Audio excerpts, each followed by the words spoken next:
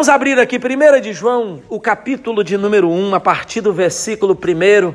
Gostaria de meditar com vocês alguns versículos que diz assim: o que era desde o princípio, o que ouvimos e o que vimos com nossos olhos, e o que contemplamos, e as nossas mãos tocaram, isto proclamamos com respeito ao verbo da vida. Pois a vida foi manifestada, e nós a vimos e testificamos dela, e vos anunciamos a vida eterna que estava com o Pai e nos foi manifestada.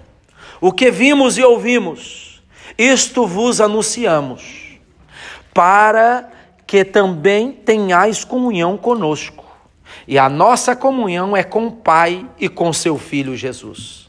Estas coisas vos escrevemos para que a nossa alegria seja completa. Versículo 5. Esta é a mensagem que dele ouvimos e vos anunciamos, que Deus é luz e não há treva nenhuma. Se dissermos que temos comunhão com ele e andarmos nas trevas, mentimos e não praticamos a verdade. Versículo 7. Mas se andarmos na luz, como ele na luz está, temos comunhão uns com os outros, e o sangue de Jesus Cristo, seu Filho, nos purifica de todo pecado. Se dissermos que não temos pecado nenhum, enganamo-nos a nós mesmos, e não há verdade em nós. Se confessarmos os nossos pecados, ele é fiel e justo para nos perdoar os pecados e nos purificar de toda injustiça. Se dissermos que não pecamos, fazemo-lo mentiroso, e a sua palavra não está em nós. Capítulo 2, aí o versículo 2, para nós terminarmos a leitura, está dizendo: ele é a propiciação pelos nossos pecados, e não somente pelos nossos, mas também pelos de todo o mundo. Amém? Pode tomar o assento, por favor, no nome de Jesus. Vamos meditar um pouquinho nesta palavra maravilhosa. Nós sabemos muito bem que o escritor desta epístola, que aqui é a primeira epístola, é escrita por um homem chamado João. Este homem é um apóstolo, um discípulo, um seguidor de Jesus. E nós sabemos muito bem, lendo os evangelhos, que João foi um dos homens que puderam ter o privilégio de estarem bem próximo do nosso Senhor Jesus. Bem próximo para poder ver como que Jesus se portava, falava, agia, pensava e expunha tudo aquilo relacionado à missão pelo qual ele veio a esta terra para praticar. Esta primeira epístola, se você perceber e lê-la com mais minúcia, você vai entender duas palavras muito importantes, de 3 palavras. A primeira palavra, eu vou dizer as 3, primeira é a palavra companheirismo. João vai estar falando muito nessa epístola sobre a maneira de nós lidarmos uns com os outros, mas de uma maneira que venhamos ser companheiros uns dos outros. A segunda palavra que João vai estar citando nesta epístola é a palavra conhecimento. Ele fala aqui, se você prestou atenção nesta leitura, ele vai falar do verbo da vida, a maneira pelo qual nós devemos ter conhecimento de quem é realmente o verbo da vida. E a última palavra que é muito frisada nesta epístola foi a maneira pelo qual João não só aprendeu por palavra, mas sim por ação e por ações, que é a palavra amor. João é tido, nós sabemos muito bem que todos chamam ele de o apóstolo do amor. Ele fala muito do amor, ele fala do amor que nós devemos ter por nós, do amor que nós devemos ter pelo nosso semelhante, sendo eles cristãos ou não, e o amor que nós devemos expressar pelo Senhor. E se você prestou bem atenção aqui, você vai ver que o texto que nós lemos, para que nós possamos chegar a um pleno entendimento, uma vivência de uma palavrinha que está aqui no versículo 3, que se chama comunhão, nós precisamos entender a essência da palavra amor. A palavra amor é uma palavra pequena, mas uma palavra que tem um significado muito grande, a expressão do amor. Vamos lembrar do que a palavra de Deus nos fala no Evangelho de João, capítulo 3,16, porque Deus o quê? Amou o mundo, de quê? Tal maneira que deu o seu Filho unigênito, para que todo aquele que nele crê não pereça, mas tenha a vida eterna. João quis expressar neste versículo, que nós sabemos, mas que muitos precisam de conhecer a essência desta palavra amor e deste versículo, é que o amor, ele não é limitado, que o amor, ele não tem uma altura limitada, uma profundeza ou uma profundidade limitada, uma extensão limitada. O amor, ele é infinito no alcance pelo qual ele tem que alcançar, pelo qual ele tem que ser expressado e tem que ser vivido. Coríntios 13 é a expressão maravilhosa do amor, é ou não é? Claro que sim, porque Coríntios 13 fala que o amor, ele suporta tudo, o amor, ele tem a questão de sofrer, o amor, ele é paciente, ele é benigno, ele não se vangloria, ele não arde em ciúme, ou seja, quem vive em amor, que é o amor que Deus pode derramar no meu e no seu coração, ele está apto a passar por várias fases da vida, fases boas e fases ruins. E quando nós percebemos aqui que ele diz aqui, o que vimos e ouvimos, versículo 3, isso vos anunciamos, para que também tenhais comunhão conosco, e a nossa comunhão é com o Pai e com seu Filho, quem?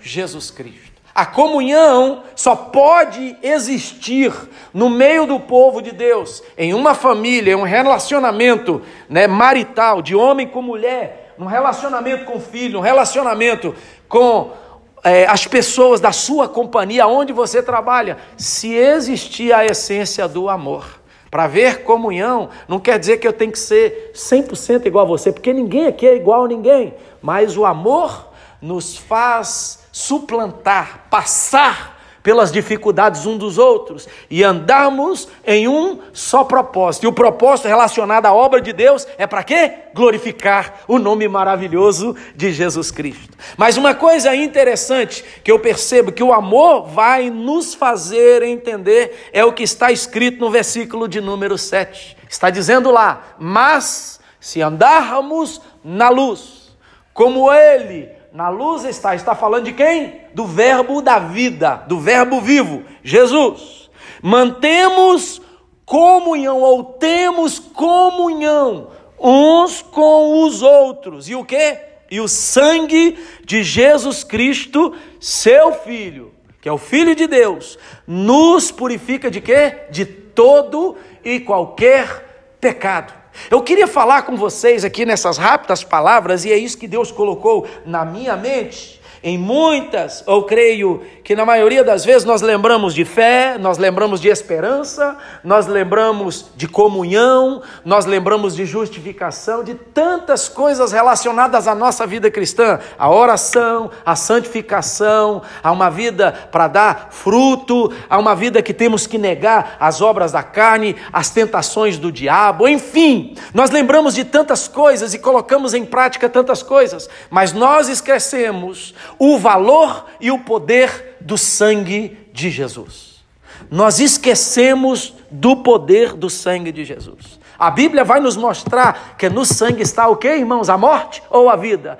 A Bíblia nos fala que no sangue está a vida. Se você começar a ir lá em Êxodo, quando o Senhor está dando a Moisés os primeiros parâmetros para que ele possa construir o tabernáculo, que é a casa móvel do Senhor, que é a igreja móvel do Senhor, que é o lugar onde Deus iria manifestar no meio das 12 tribos. O Senhor dá para ele as medidas, os materiais que ele deve usar, não é? A maneira pelo qual ele vai pegar todos os materiais preciosos, as pedras preciosas, podemos dizer assim, como diz a palavra do Senhor, pegar os pelos dos animais, pegar o tipo de madeira, enfim, e construir o tabernáculo, mas lá também vai nos mostrar como que é o cerimonial, o que tem que ser pego, o que tem que ser colocado para a adoração do Senhor na liturgia. E uma das coisas que nós percebemos que na liturgia não pode faltar é o animal para o sacrifício.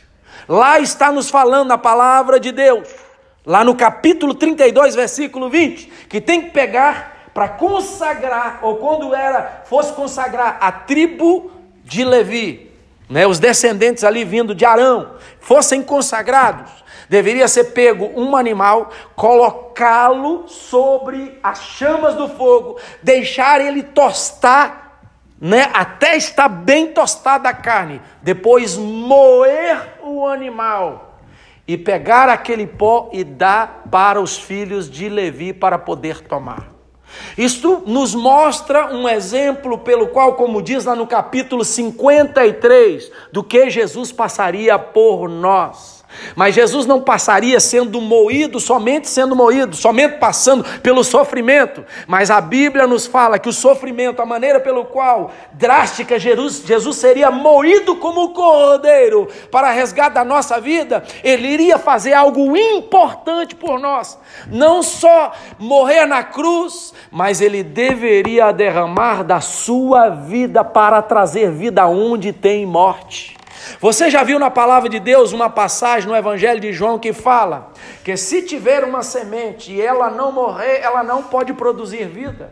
Você já parou para pensar nesta essência da semente que ela tem que morrer? Se você, vou dar um exemplo, pegar a semente de um arroz, ele tem que morrer. Se você pegar uma semente de manga, ela tem que ficar seca, morrer. Se você pegar a semente de qualquer tipo de vegetal, ela tem que tornar-se seca, morrer, para que quando ela for plantada, o que vai acontecer? Ela vai brotar e vai produzir muito fruto. Foi por isso que Jesus foi moído, mas ele não foi moído só pelo fato de ser moído. Ele não passou pelo sofrimento só pelo fato de passar pelo sofrimento. Jesus derramou a sua vida por mim e por você. Por isso que as pessoas, e na minha imaginação, na minha análise, quando estão na casa do Senhor e vê talvez um irmão errando, outro irmão errando, um errando, outro errando, eles esquecem que quem morreu por ele e derramou o sangue foi perfeito. E a perfeição de Jesus, diz a palavra, que faz a graça, a misericórdia de Jesus através do seu sangue, faz cobrir uma multidão de pecadores. Já imaginou quando nós erramos, pecamos, se Deus nos julgasse segundo o que a lei manda nos julgar e fosse esquecido daquilo que Jesus fez, que foi derramar o seu sangue na cruz do Calvário por cada um de nós que estamos aqui e por toda a humanidade, que é mais de 7 bilhões de seres humanos espalhados na face da terra. A Bíblia que está dizendo, se nós andarmos na luz e entendemos que a luz traz claridade, a luz traz a visão das coisas, se nós andarmos na luz, como ele na luz está, diz a palavra de Deus lá em Tiago, não é isso? Que o nosso Deus é luz, o Pai das luzes. Todo dom perfeito, toda a boa dádiva vai descendo de quem? Do pai das trevas, que é Satanás? Não, vai descendo do Pai das luzes, que não há mudança e nem sombra de variação. Então as coisas boas vão vir da parte de quem? Do nosso Deus. Se nós andarmos na luz, como ele na luz está, nós vamos ter comunhão uns com os outros. E o sangue de Jesus Cristo vai nos purificar de todo e qualquer pecado. Louvado seja o nome do Senhor.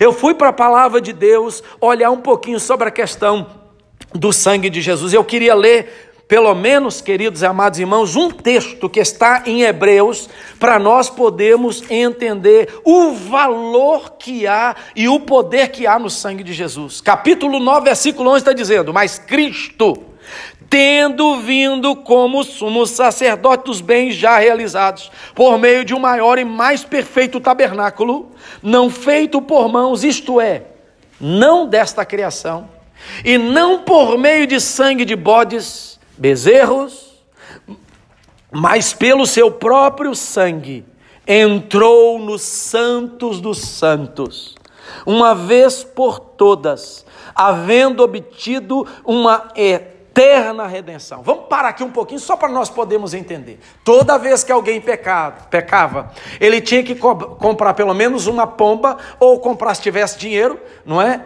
Um bezerro, ou comprar uma ovelha, conforme a condição, e trazer para o sacrifício. Toda vez, volto a dizer, que alguém pecava, ele tinha que trazer o animal para o sacrifício. Então aqui está dizendo que não é pelo sangue de bodes ou cordeiros ou bezerros, porque toda vez tinha que comprar. O que Jesus fez? Ele de uma vez por todas, porque foi perfeito o sangue dele que fez e o sacrifício que ele fez por nós. De uma vez por todas, uma só vez que o sangue foi derramado, valeu para perdoar todas as vezes que nós pecamos. Por isso que há poder no sangue de Jesus. E eu volto a dizer a expressão que eu estava usando aqui no começo, que quando a pessoa fica olhando demais para as falhas uma das outras, a tendência é Satanás enganar as pessoas. Por quê? Porque elas esquecem que uma vez por todas podemos pecar 70, 490, 1 milhão de vezes, mas foi uma só vez que o poder do sangue pode perdoar. Não é só uma vez, mas pode perdoar 70, 40, 1 milhão de vezes. Por isso que nós pecamos, pedimos perdão, Jesus nos perdoa e nós continuamos aqui adorando e bendizendo o nome dele, bendizendo e exaltando o nome dele. Mas quando as pessoas começam a olhar o foco para a imperfeição do ser humano, a tendência é ele esquecer que ele também é um pecador, que ele também erra,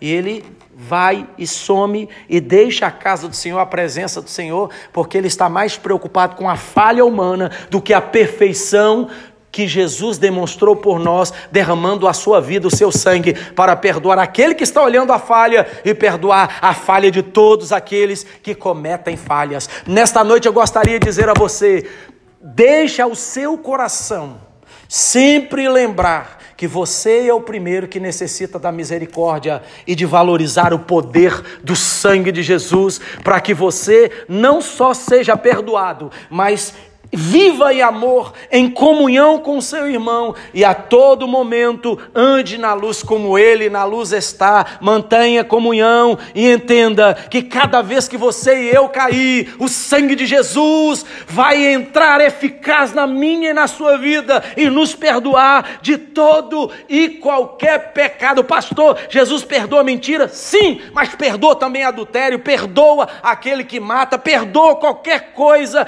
drástica também, porque Deus é um Deus de amor. Amém, meus irmãos? Louvado seja o nome do Senhor. Olha o que a Bíblia está dizendo para nós aqui, ó.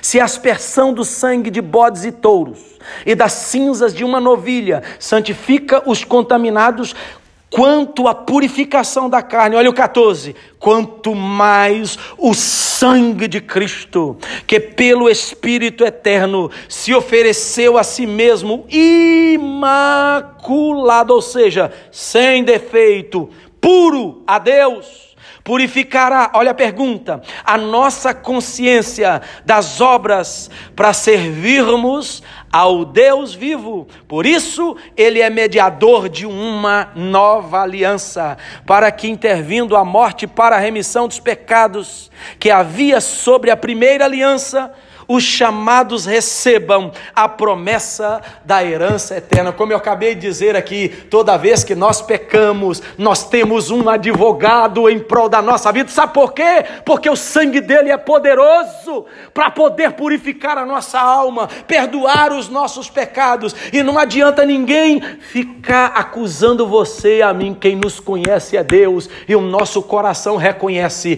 que há poder no sangue de Jesus para perdoar. Toda vez que eu peco, eu confessar de todo o meu coração, o meu Jesus e o seu, me perdoa e te purifica e me purifica, e nós estaremos brancos, as nossas vestes, como a pura lã e a branca neve. Quem pode dizer glória? Quem pode dizer aleluia? Amém? Então este texto, ele é muito importante para que nós possamos entender o valor do sangue de Jesus. É poderoso o valor do sangue de Jesus. O nome de Jesus é poderoso, pastor? É, mas o sangue também é poderoso. O nome de Jesus repreende Satanás, mas o sangue de Jesus purifica você e a mim de todo e qualquer pecado. Aleluia! Se pecarmos, ele vai nos purificar. Essa palavrinha que eu li com vocês e termino aqui, ele é a propiciação.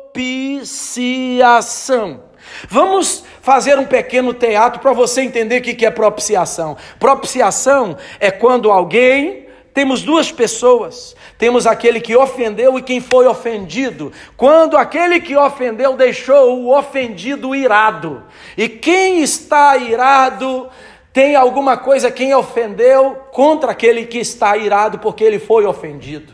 Aí sabe o que acontece? Aquela pessoa, ela se humilha, quem ofendeu, vai até aquela pessoa que foi ofendido e que está irado, e ela se coloca humilde, como podemos dizer assim, pede perdão, fala, eu errei. Sabe o que acontece? A ira é tirada na mesma hora, e aquela pessoa que ofendeu é perdoada por aquela, não é, que foi ofendida, e os dois agora não tem nada que atrapalhe um ao outro. Irmãos, quando Deus olhou para mim e para você, nós fomos aqueles que ofendemos a Deus.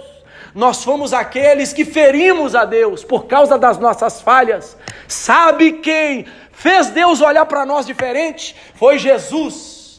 E esta palavra propiciação quer dizer isso. Aquele que vai até o ofendido e tira a ira daquele que está ofendido. E quando aquele que está ofendido olha para aquele que ofendeu, não olha com olhar de ira, mas olha com olhar de pureza. Jesus se colocou como propiciação no nosso lugar, e agora Jesus fez o canal entre nós e Deus. Quando Deus olha para nós, Ele não vê nós como pessoas que ofendemos a Ele, mas como pessoas que por causa do sangue, isso que representa o sangue de Jesus, Ele é a propiciação, Ele é o canal para Deus nos perdoar, para Deus nos purificar. Quando Deus olha para nós agora por causa de Jesus, Deus nos vê como filhos, Deus nos vê como herdeiros, Deus nos vê com promessas, Deus nos vê abençoados. Por isso, querido, querida, não esqueça, há poder no sangue de Jesus derramado na cruz do Calvário. E toda vez que você errar, entenda, clame pelo sangue de Jesus. Fala, meu Deus, me perdoa, porque dentro de mim 100% eu reconheço há poder no sangue do teu Filho amado Jesus, para me purificar. Me perdoa, porque eu preciso da tua graça. E este Deus, aleluia, vai fazer com que o Filho, termino aqui, seja a propiciação. O Filho toma o lugar daquele que ofendeu. Olha que privilégio meu e seu, irmãos. Jesus tomou o nosso lugar. Ele fez com que Deus nos remisse, ou seja, Deus nos limpasse.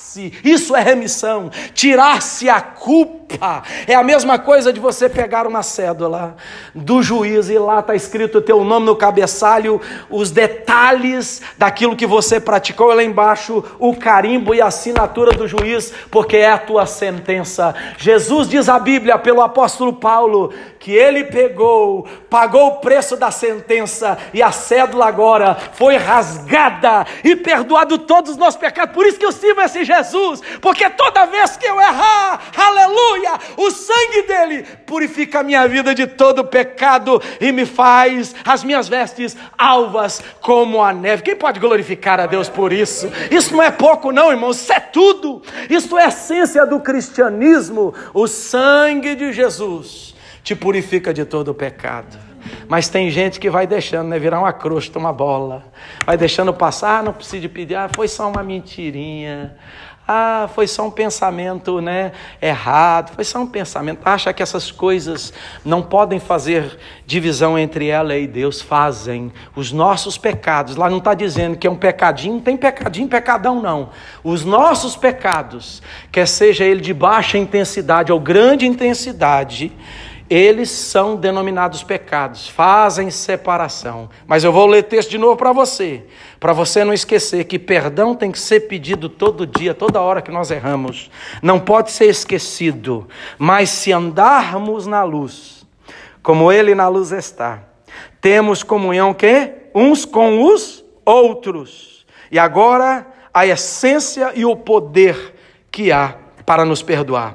E o sangue de Jesus Cristo, seu Filho, nos purifica de quê? De todo e qualquer pecado. Que maravilha, eu glorifico a Deus nesta noite, porque aqui nesta noite tem remidos ou não tem remido? Tem alguém que provou do perdão de Deus ou não tem? Todos provaram do perdão de Deus aqui nesta noite? Aqui a Bíblia diz, meus filhinhos, estas coisas eu vos escrevo para que não pequeis. Se porém alguém pecar, temos um advogado, ou seja, temos um que se colocou como propiciação. Pastor, que nome é esse? Propiciação é isso, é alguém que chegou até a presença do outro, que está irado com alguém que machucou ele, e falou assim: por favor, perdoa, olha, eu me coloco como alguém de crédito, perdoa, você tem crédito, então, se você tem crédito, eu vou perdoar aquela pessoa por causa de você. Foi isso que Jesus fez, o sangue dele fez por mim e por você, e eu louvo o nome do Senhor, que a cada dia, quem confessa a Jesus como Senhor, o sangue de Jesus vai perdoando, vai lavando, vai purificando, e nesta noite eu tenho certeza que você não vai esquecer o poder que há no sangue de Jesus. Toda vez que você errar, o advogado vai entrar em ação, mas você tem que querer, você tem que acreditar que ele é a propiciação. Aleluia. Quem quer orar comigo e agradecer pelo poder do sangue de Jesus, fica de pé, vamos agradecer ao nosso Deus.